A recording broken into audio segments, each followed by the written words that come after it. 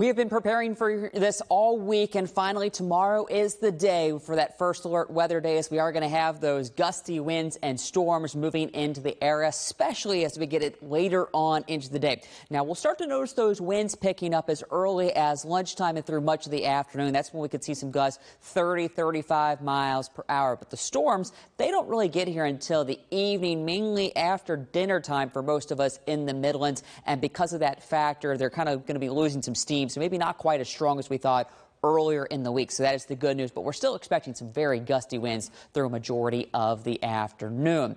But that's just the start of your week, and beyond that, things looking much better. So we have our first alert weather day tomorrow, 81 degrees. So it is going to be quite warm ahead of that system along with those gustier winds, but things then look much better for the weekend. Lots of sunshine Saturday and Sunday, a little bit cooler. Temperatures going to be down into the low to mid 70s, but still very comfortable for the first weekend of March. So do keep that in mind. Make those plans now to get out there and enjoy the sunshine. Finally, a nice looking weekend here in the Midlands. 64 degrees is what we got right now over mainly dry but mostly cloudy skies. Winds are calm, but those dew points at 61 mean temperatures aren't going to fall that much more. So we stay relatively steady for the rest of tonight. Satellite radar shows the rain that we had this afternoon, just that light rain has kind of moved out of the area.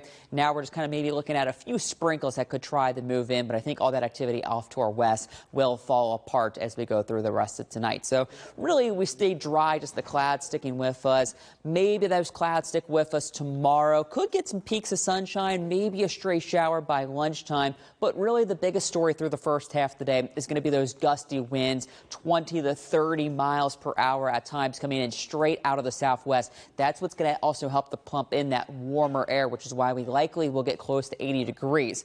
But because of the line of storms now taking its time and not getting here until about 8, 9 o'clock, it's going to be after sunset, so temperatures are going to be cooling, so some of that energy is already going to be gone. So that's why you can see the line not looking that impressive as it makes its way into the Midlands. Still going to have some pretty gusty winds, 35 to 40 miles per hour as the system moves through, but really not looking at the storms with this. And overall, not even a ton of rain as it moves through. It's in and out of here. We're then looking at drying conditions by the time you wake up Saturday morning. Wind still a little breezy, but now coming in out of the northwest, which is going to help to bring down that cooler air. But by the afternoon, winds relatively calm, but plenty of sunshine should make for a beautiful Saturday here in the Midlands.